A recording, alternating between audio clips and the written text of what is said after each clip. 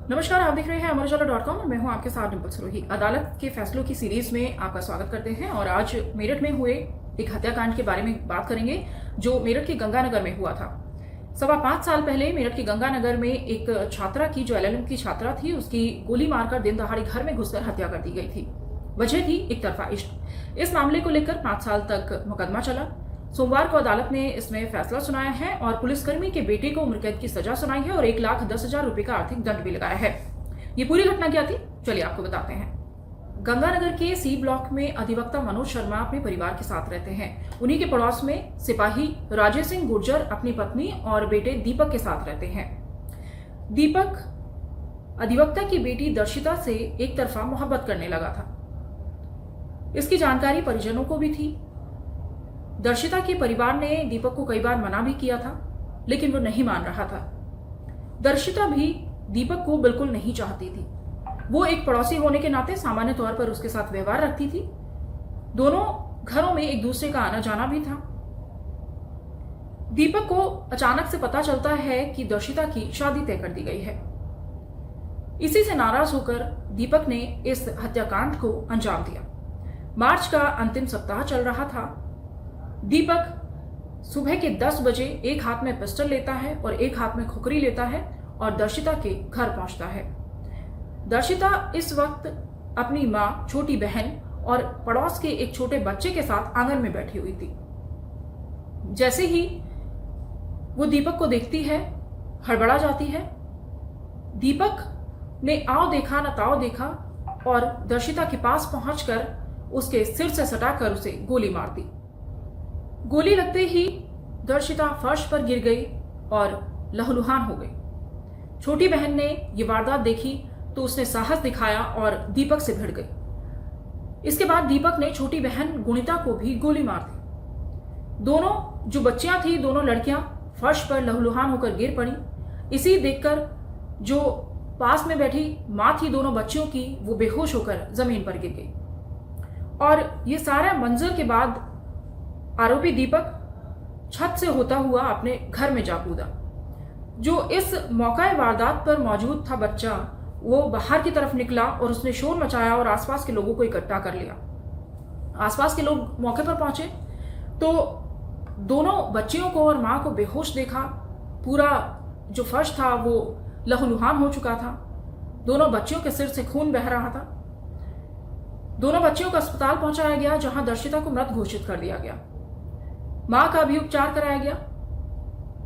इसके बाद पुलिस को बुलाया गया। पुलिस ने मौके की जांच पड़ताल की और शव को पोस्टमार्टम के लिए भिजवाया। इसके बाद जो आरोपी है उसको उसी के घर से पुलिस ने गिरफ्तार कर लिया था। दरअसल दीपक का निशाना सिर्फ दर्शिता थी, लेकिन उसकी बहन भी जब आड़े आई तो उसने उसे भी नहीं बख्शा और उसकी भी गोली मार दी। दीपक को जब गिरफ्तार किया गया तो उसने अपना जुर्म कबूल कर लिया। उसने बताया कि वो दर्शिता से एक तरफा मोहब्बत करता था और उसके बिना नहीं जी सकता था। उसके घर वाले उसकी शादी उससे नहीं करा रहे थे, इसलिए उसने इस हत्याकांड को अंजाम दिया। दरअसल दीपक ने अपनी मां जगवीरी को दर्शिता के घर भेजा था कि वो उसके परिवार वालों से उसके रिश्ते की बात कर ले और दर्शिता की शादी उसके साथ करा दे। दीपक की मां जगवीरी दर्शिता के घर पहुंचती हैं, उसके परिवार वालों से और दर्शिता से शादी की बात करती हैं, लेकिन दर्शिता अपने परिवार के सामने ही उसकी मां से साफ कह देती है कि वो किसी भी हाल में दीपक से शादी नहीं कर सकती। उसकी शादी कहीं और तय हो गई है और वो वहीं शादी करेगी। दरअसल 18 अप्रैल 2019 को दर्शिता की शादी तय कर दी गई थी। 18 अप्रैल को उसकी शादी होनी थी, लेकिन उससे पहले ही 1 अप्रैल को इस वारदात को अंजाम दे दिया गया। 1 अप्रैल को दीपक दर्शिता के घर पहुंचा और उसकी हत्या कर डाली। इससे पहले भी दीपक ने दर्शिता को धमकी दी थी और जब वो उसे परेशान कर रहा था तो दोनों परिवारों के बीच पंचायत हुई थी कि दीपक को समझा लिया जाए। इस दौरान दीपक के पिता भी उसी जगह पे मौजूद थे। उन्होंने जब दीपक ने ये ऐलान किया कि या तो वो दर्शिता की शादी परिवार वाले उसके साथ करा दें, अन्यथा वो कोई गलत कार्य को अंजाम दे सकता है या फिर उसकी हत्या कर सकता है। इसके बाद दोनों परिवारों के बीच समझौता हो गया था। दीपक के पिता ने कहा था कि वो अपने बेटे को समझा लेंगे और वो ऐसा कोई गलत कदम नहीं उठाएगा। और इसके बाद उसके पिता नोएडा अपनी ड्यूटी पर चले गए थे।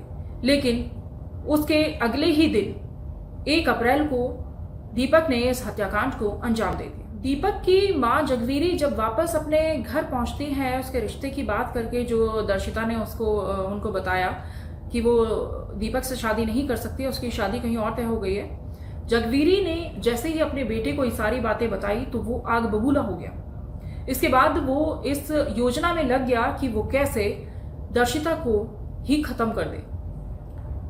वो अपने दोस्त के पास गया और उससे एक पिस्टल लेकर आया। घर में रखी हुई एक खोखरी उसने निकाली। इसके बाद पिस्टल लेकर दर्शिता के घर पहुंचा और उसकी बेरहमी से हत्या कर डाली। दर्शिता NAS कॉलेज में LLM की छात्रा थी। उसके पिता आयकर विभाग में अधिवक्ता हैं और उन्हीं के साथ वो प्रैक्टिस कर रही थी।